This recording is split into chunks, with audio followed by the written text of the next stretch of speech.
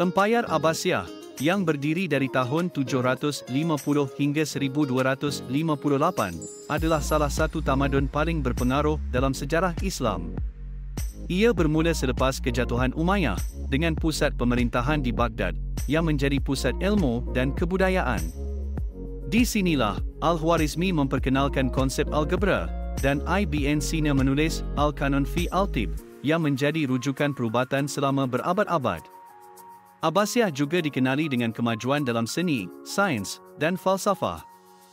Mereka menggalakkan penerjemahan karya-karya Yunani dan Rom, menjadikan Baghdad sebagai cahaya timur.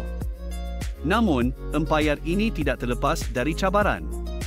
Serangan Mongol pada tahun 1258 membawa kepada kejatuhan Baghdad, menandakan berakhirnya era keemasan ini. Namun, legasi Abbasiyah terus hidup, mempengaruhi dunia hingga ke hari ini.